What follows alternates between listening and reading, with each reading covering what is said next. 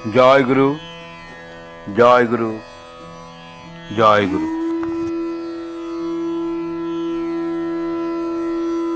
আজ পবিত্র অক্ষয় তৃতীয়া তিথি।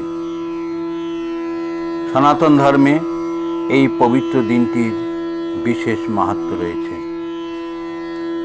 এই তিথি সত্যযুগ উদ্ভব তিথি। আজকের দিনে মহান তপস্বী ভাগীরথীর আহ্বানে মকর বাহিনী মা গঙ্গা মূর্তি আবির্ভূত হয়েছিলেন। আজকের শুভ মুহূর্তেই মহর্ষি কৃষ্ণদ্বৈপায়ন ব্যাস তাঁর অমর মহাকাব্য মহাভারত রচনা শুরু করেন। আজ থেকে 108 বৎসর পূর্বে আজকের পবিত্র দিনেই সমন্বয়াচার্য আধিকারিক পুরুষ সদ্গুরু নিগমানন্দদেব তার জীবনব্যাপী সাধনার ফল কোকিলামুখ মঠ প্রতিষ্ঠা করেন। জ্ঞান ভক্তির অপূর্ব মিলন কেন্দ্র মহাতীর্থ কোকিলামুখ। প্রতি বৎসর সেখানে আজকের দিনে নিগম সন্তানরা ছুটে যান মঠ প্রতিষ্ঠা উৎসবে অংশগ্রহণের অভিপ্সায়। এই বৎসর অনিবার্য কারণে তা আর সম্ভব হচ্ছে না, তাই ঘরে বসেই চলবে নিগম সন্তানদের নিগম নিরাজন তথা মহাতীর্থ কোকিলামুখ মঠ প্রতিষ্ঠার তাৎপর্য অনুধ্যান। আর সাথে সাথে পরমপিতার কাছে চলবে বিশ্ববাসীর জন্য নিরন্তর কল্যাণ কামনা। মঙ্গল হোক সকলে, সকলে নিরোগ হোক, শুভ হোক সকলের দৃষ্টি। সর্বে ভবন্তু সুখিনা, সর্বে সন্তু নিরাময়া, সর্বে ভদ্রাণি পশ্যন্তু, মা কষ্টিৎ দুঃখ ভাগ ভবে। নির্বিকল্প সমাধিতে, বিশ্বময়ে আমিত্বের ব্যাপ্তিতে জীব দুঃখে সদ্গুরু নিগমানন্দদেবের প্রাণ বিচলিত হয়েছিল। তাই অজ্ঞান অন্ধকারে আচ্ছন্ন সংসারের ত্রিতাপ ক্লিষ্ট বদ্ধ জীবের জন্য কেঁদে উঠল প্রেমিক গুরুর প্রেমিক হৃদয়। সেজন্য শ্রীকণ্ঠে তার উচ্চারিত হয়েছিল, কে আছে কোথায় তৃষিত তাপিত, নিয়ে আয় সব আমার কাছে, আমি সকলকে মুক্ত করব। অভক্ত পাষণ্ড যেই থাক না কেন, আমি তো কাউকে ফেলতে পারবো না, আমি যে গুরু। আমি এসেছি সবার মাঝে জ্ঞানের দ্বীপ জ্বেলে দিতে, সবার ঊষর হৃদয়ে প্রেমের প্লাবন বহাতে। স্বরূপ জ্ঞান দিয়ে বদ্ধজীবকে মহামুক্তির পথে নিয়ে যাওয়ার অভিপ্সায় তথা ব্রাহ্মণ্যভাবে জীবসেবার মহান সংকল্প নিয়ে 1319 বাংলার শুভ অক্ষয় তৃতীয়ার পুণ্যলগ্নে আসামের যোরহাট শহরের অদূরে কোকিলামুখে প্রতিষ্ঠা করলেন তিনি তার জীবনব্যাপী সাধনার ফল আসামবঙ্গীয় সারস্বত মঠ। অসাম্প্রদায়িকভাবে ধর্মের বিস্তারের লক্ষ্যে প্রতিষ্ঠিত হল জগৎগুরু তথা গুরু ব্রহ্মের আসন। বিশ্বে প্রথমবারের মতো প্রথিত হল সমন্বয়ের অক্ষয় বীজ।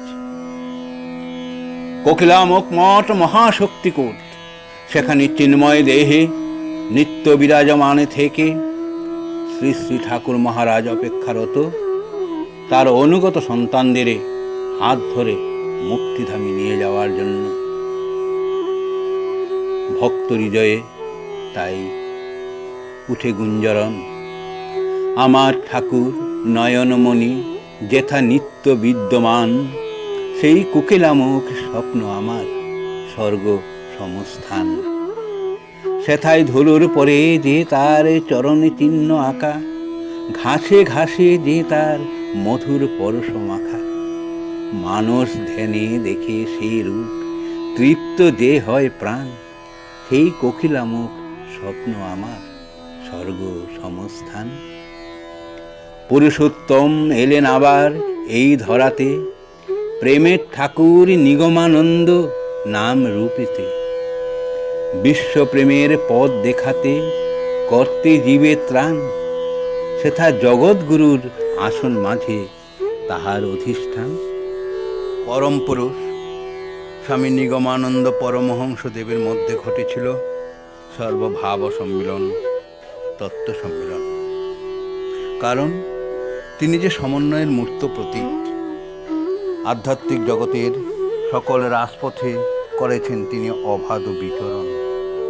তন্ত্র, জ্ঞান, যোগ, প্রেম সকল সাধন মার্গে সিদ্ধ হয়ে নির্বিকল্প সমাধি থেকে তিনি বুদ্ধিত হয়েছেন গুরুভাব নিয়ে।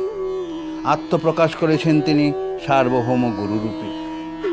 সকল মত, সকল পথের যেন বিলয় ঘটেছে শ্রী নিগমানন্দ ভাবসাগরে। তাই তো ঋষি কবি রবীন্দ্রনাথের ভাষায় বলতে হয়, বহু সাধকের বহু সাধনার ধারা, ধ্যানে তোমার মিলিত হয়েছে তারা। গুরুবাদ আমাদের এই ভারতবর্ষে অতি প্রাচীন কাল থেকে প্রচলিত থাকলেও সেটিকে একটি সুনির্দিষ্ট আকার দিয়েছেন স্বামী নিগমানন্দ দেব। সম্প্রদায়ে ক্রমবিভক্ত এই সনাতন হিন্দু ধর্মকে সুসংগঠিত করার প্রয়াসে তিনি প্রবর্তন করলেন অসাম্প্রদায়িক মহামন্ত্র জয় গুরু মহানাম। অসাম্প্রদায়িকভাবে প্রাণ প্রতিষ্ঠা করলেন সার্বজনীন মহাপীঠ গুরুব্রহ্মের আসন তথা জগৎগুরুর আসন। কম্বকণ্ঠে ঘোষণা করলেন সর্বধর্ম সমন্বয় এবং অসাম্প্রদায়িকভাবে ধর্মের বিস্তারই আমার লক্ষ্য। সমন্বয়াচার্য শ্রীমৎ স্বামী নিগমানন্দ সরস্বতী দেব সর্বধর্ম সমন্বয়ের সুনির্দিষ্ট লক্ষ্যে পৌঁছার সুদৃঢ় ভিত্তি স্থাপন করে গেছেন আজ থেকে 100 বৎসর পূর্বের এক পবিত্র অক্ষয় তৃতীয়ায় পূর্ব ভারতের আসাম প্রদেশের কোকিলামুখ নামক স্থানে। বিশ্ব আধ্যাত্মিক জগতের ইতিহাসে সবার অজ্ঞাতে সেদিন সংযোজিত হল সর্বাপেক্ষা গুরুত্বপূর্ণ এক রোমাঞ্চকারী অধ্যায়। 1319 বাংলার 7ই বৈশাখ অক্ষয় তৃতীয়ার শুভ লগ্নে নরাকার পরব্রহ্মরূপী শ্রী শ্রী ঠাকুর অসাম্প্রদায়িকভাবে প্রাণ প্রতিষ্ঠা করলেন নিরাকার পরব্রহ্ম তথা জগৎগুরুর আসনের। বিশ্বে প্রথমবারের মতো সেদিন প্রথিত হল সমন্বয়ের অক্ষয় বীজ। তারপর সাকার এবং নিরাকার এই দুই রূপে পরব্রহ্ম গ্রহণ করলেন স্বয়ং জগজ্জননী তথা আদ্যাশক্তি মহামায়ার পুজো আরতি। সমগ্র বিশ্বের আধ্যাত্মিক ইতিহাসে এ এক নজিরবিহীন ঘটনা। তাই তো বলি, ওগো কোকিলামুখের মাটি মা তুমি ধন্যা, ওগো কোকিলামুখের আকাশ বাতাস তোমাদের জানাই অজস্র প্রণতি।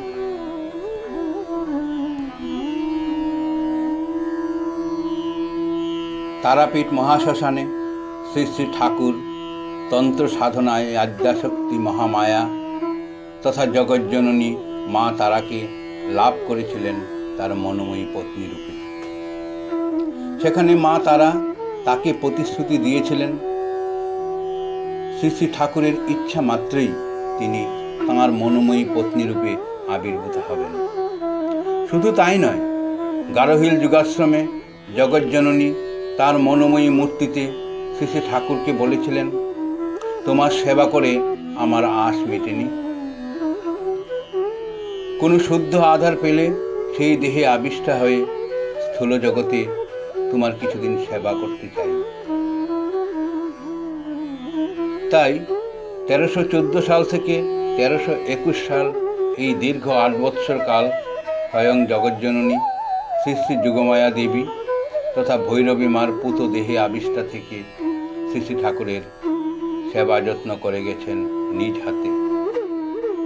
সুতরাং 1319 সালের 7ই বৈশাখ শুভ অক্ষয় তৃতীয়া তিথিতে শ্রী শ্রী ঠাকুর কর্তৃক জগৎগুরুর আসন তথা গুরুব্রহ্মের আসন প্রতিষ্ঠা মুহূর্তে ভৈরবী মাতা তথা জগজ্জননী কর্তৃক গুরুব্রহ্ম আসনে পূজা আরতি সম্পাদন যে এক বিশাল তাৎপর্য বিমণ্ডিত ঘটনা, তা আর ব্যাখ্যার অবকাশ রাখে না।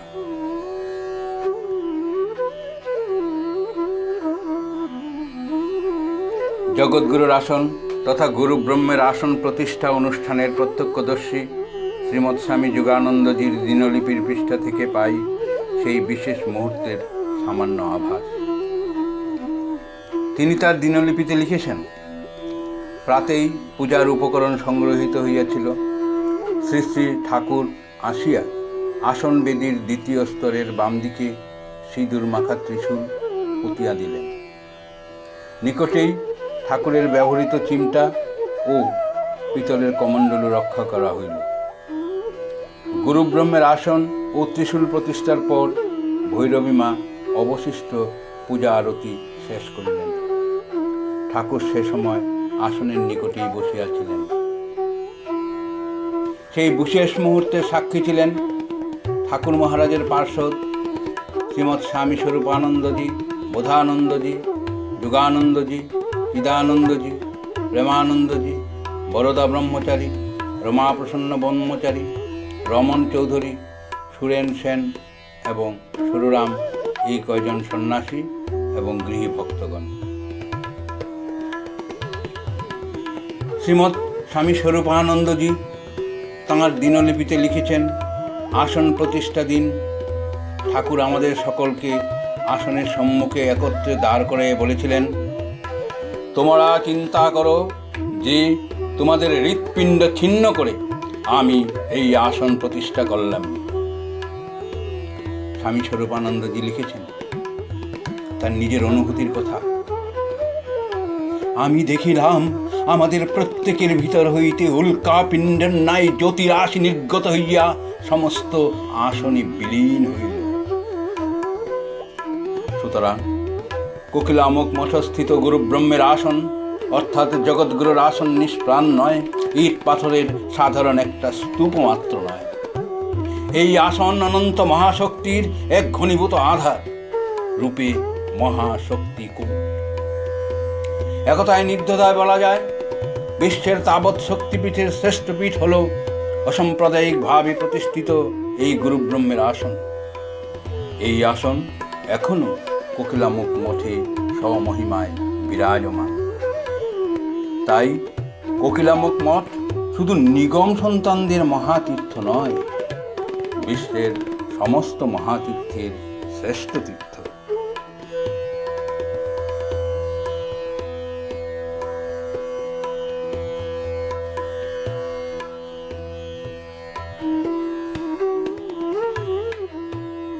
সমগ্র বিশ্ব ব্রহ্মাণ্ডের একচ্ছত্র অধিপতি হচ্ছেন জগৎগুরু, যিনি জ্ঞানীর কাছে পরব্রহ্ম, যোগীর কাছে পরমাত্মা এবং ভক্তের কাছে পরমেশ্বর।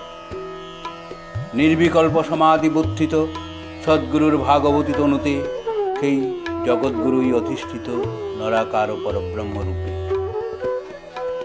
তাই গুরু ব্রহ্মবাদকে সুদৃঢ় ভিত্তির উপর স্থাপন করে সমন্বয়াচার্য আধিকারিক পুরুষ নিগমানন্দদেব প্রবর্তন করেছেন অসাম্প্রদায়িক মহামন্ত্র জয় গুরু মহানাম। কোকিলামুখ মঠে স্বহস্তে রোপণ করেছেন সমন্বয়ের অক্ষয় বীজ গুরু ব্রহ্ম তথা জগৎগুরুর আসন। পুরুষোত্তম নিগমানন্দ দেবের ভর্গজ্যোতির বিচ্ছুরণে উদ্ভাসিত মহাতীর্থ কোকিলামুখ মঠ। যে কোনো মত, পথ, ভাবধারার অনুগামী এখানে আসতে পারেন অসাম্প্রদায়িকভাবে প্রতিষ্ঠিত এই গুরুব্রহ্মের আসন সান্নিধ্যে তাদের স্ব স্ব ইষ্টের প্রতি শ্রদ্ধা জানাতে। এমন একদিন আসবে যখন সমগ্র জগতে এই জগৎগুরুর আসন মাহাত্ম্য প্রচারিত হবে। আধ্যাত্ম পিপাসু জগৎবাসীর প্রাণ তখন বেকুল হবে, ছুটে আসবে দেশি বিদেশি সমস্ত আধ্যাত্ম পিপাসু জনগণ প্রেম উদ্বেলিত চিত্তে অসাম্প্রদায়িকভাবে প্রতিষ্ঠিত এই গুরুব্রহ্মের আসন দর্শন স্পর্শন মানসে নিজেদের ধন্য ও কৃতকৃতার্থ করতে।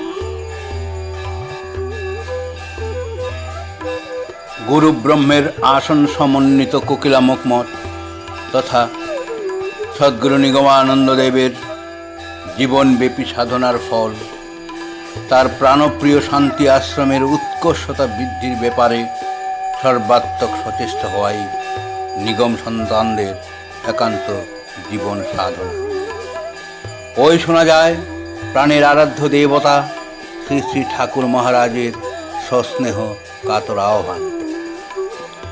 শান্তি আশ্রমটি আমার জীবনব্যাপী সাধনার ফল। আশ্রমের কাছে আমার প্রাণটা তুচ্ছ। ওই আশ্রমের জন্য আমি শতবার আমার প্রাণ বিসর্জন দিতে পারি। আশা আছে ওই আশ্রম হইতে কালে শত শত নিগমানন্দের বিকাশ হইবে।